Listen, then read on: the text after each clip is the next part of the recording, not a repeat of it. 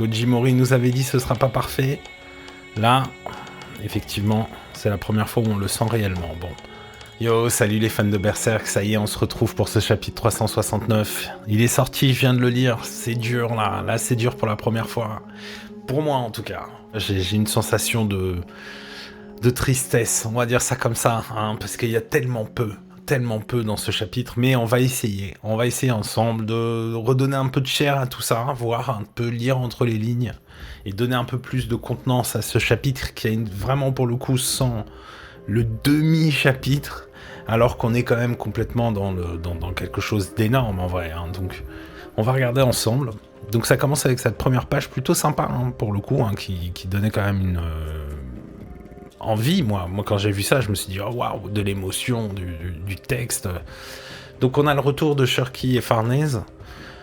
Elle s'inquiète pour Guts évidemment. On enchaîne ensuite avec la page 2 où on a Puck qui est effectivement lui aussi encore dans la forêt pour l'instant, on la voit. Elle est un peu courte, on va dire ça comme ça, puisque là, elle s'étale sur quasiment 3 cases, et donc effectivement, c'est un peu court au final, hein. C'est quasiment une case de réaction de Puck sur tout ce chapitre. Ensuite, on a un retour sur Guts. La traduction, toujours pareil, la qualité à voir. I can't even land one blow, donc je pense que c'est I couldn't, hein, évidemment, je n'ai même pas pu, hein. On a le School Knight ensuite en page 5.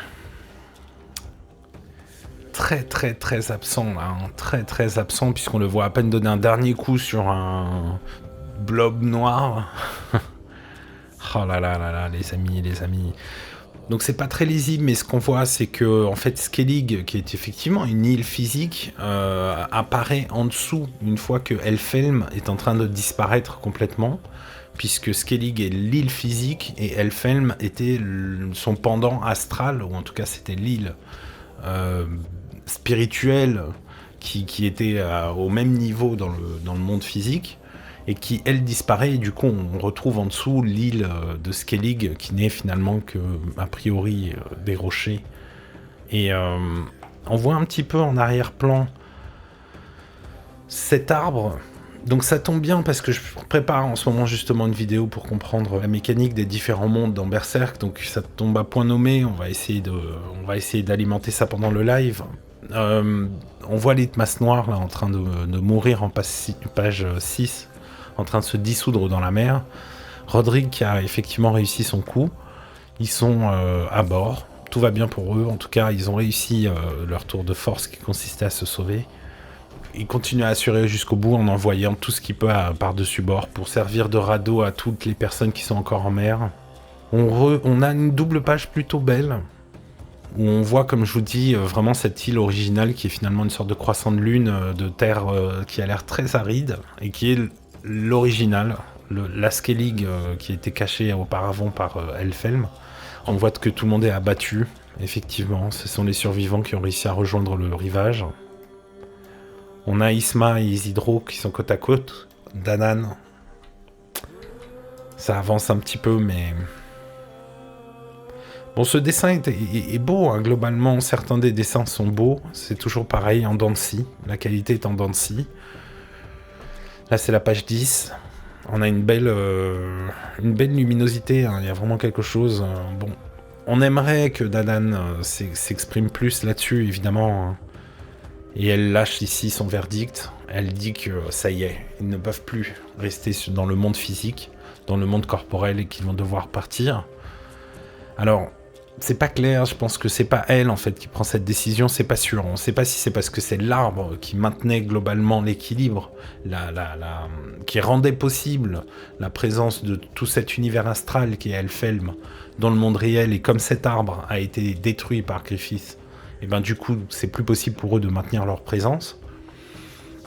En même temps, c'est vrai que maintenant, comme on est en état de fantasia et que normalement, ça y est, le monde astral et le monde physique sont censés avoir fusionné, tout ça est très compliqué, il n'y a pas beaucoup de réponses. Donc on verra bien. En tout cas, on a une scène assez... on a la scène la plus émouvante, qui est effectivement autour de Isma qui disparaît, et Isidro qui essaie de la retenir. Tout le reste est très très très vite balayé. C'est ça, je crois que c'est ça qui fait le plus mal dans ce chapitre, c'est que tout le monde disparaît et ça vient tellement vite. Alors heureusement, ils ont réussi à cristalliser un petit peu de cette émotion autour de Isma et Isidro. Mais les amis, ça va trop vite, il y a trop peu, c'est dur là. Oh là là, c'est dur les amis.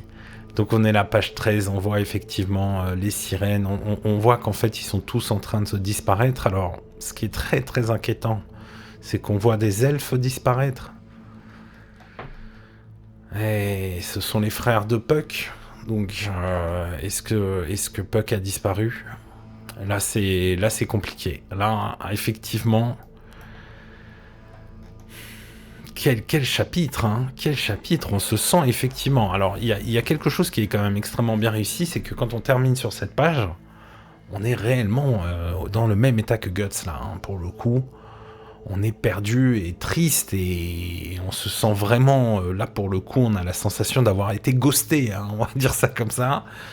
On a été ghosté par l'histoire, ghosté par beaucoup de choses. Il y a tellement de choses qu'on aurait envie de savoir. Comment est-ce que c'est possible qu'il n'y ait pas eu plus d'interactions Enfin, il y avait tellement de choses sur Elfhelm. Il y avait tellement de potentiel autour de cette enclave qui était le lieu le plus puissant de magie de tout l'univers de Berserk, a priori, de ce qu'on en sait de l'œuvre. Et bon, l'œuvre est quand même bien avancée maintenant, puisqu'on est quasiment à la fin.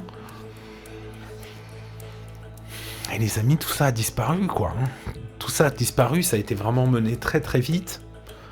Et donc, qu'est-ce que je peux rajouter dessus pour donner un peu plus de chair ? Comme je vous ai dit, ce que je comprends, c'est que Griffiths, en fait, en arrivant s'est sûrement dit quelque chose. A priori, il s'est dit, je vais détruire ce dernier bastion, ou en tout cas, c'est même quasiment le cœur battant, hein, le dernier endroit où il y a réellement, pour le coup, des maîtres de la magie, des utilisateurs de la magie suffisamment élevés pour, à minima, me poser problème. C'est possible, ça peut être une option. En tout cas, ce qui est sûr, c'est que sa venue, est-ce que c'est volontaire ? Est-ce que c'est de son fait que l'arbre a été détruit, complètement détruit ?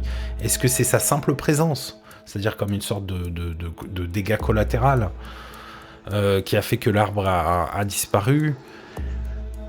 À mon avis, c'est clairement lui qui a voulu détruire Elfhelm. Je pense que c'était son désir.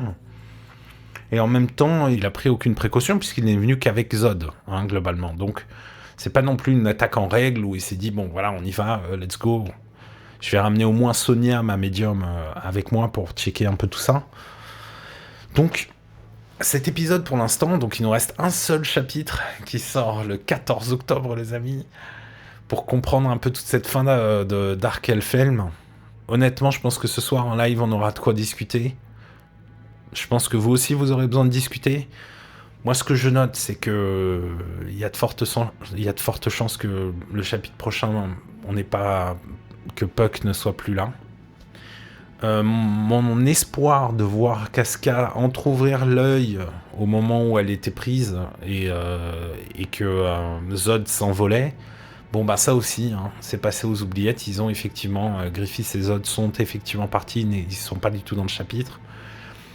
Il y a plein de points comme ça où on reste vraiment sur notre fin. C'est pour le coup une réaction à chaud, ça c'est sûr. Évidemment, c'est une réaction à chaud. Peut-être que ça ira beaucoup mieux ce soir pour le live quand j'aurai eu le temps de méditer un petit peu sur tout ça, de digérer. Mais là, globalement, la sensation, elle est très difficile. Là, j'ai l'impression que c'est Berserk, l'œuvre qui vient en train de s'effriter entre mes mains, quoi. C'est effectivement un des points, on va dire, positifs, c'est-à-dire que la sensation qu'on a de désespoir, comme ils disent, hein, ils terminent sur ce mot-là. Hein. Je sais pas ce que vous avez pensé du chapitre, n'hésitez pas à me dire en commentaire, comme ça on réagira dessus en live. Et je vous dis bon courage les amis, hein. Et vivement qu'on en discute ce soir à plusieurs. Je vais voir un peu ce qu'on en a pensé Siska, ce qu'on a pensé de Tyrian, je vais voir s'il y aura d'autres intervenants. Abonnez-vous les amis, la vidéo arrive bientôt. Le mécanisme du monde de Berserk, on va voir ça un petit peu ensemble, ça va être tranquille. J'ai pas mal un peu bossé dessus, je suis en train de relire l'œuvre justement pour avoir bien plusieurs éléments et essayer de mettre tout ça en ordre. Et là, honnêtement, il y a énormément de questions, parce que techniquement, je ne vois pas où sont partis tous ces êtres astraux, tous ces corps, tous ces esprits sont censés être maintenant dans le monde physique, puisqu'il y a eu à nouveau une fusion. Hein, c'est pas évident. Là, vraiment, je suis comme vous. Là, je me dis, qu'est-ce qui se passe? Je me dis qu'il n'est pas impossible. Il n'est pas impossible qu'on découvre qu'il y a une autre strate, un autre lieu, une autre dimension, quoi, ou qui serait plus positive, ou en tout cas plus habitée par des êtres de lumière, ce genre de choses, dans lequel éventuellement Danann s'est réfugié avec tout son peuple. On verra, les amis. On verra ce que la suite nous prépare. Je vous dis à tout à l'heure. Ou à demain. Un des deux, on choisira. Je pense que ce sera jeudi soir. Hein. Ce sera ce soir le live. Donc je vous dis à plus. Et ciao. Allez, bye.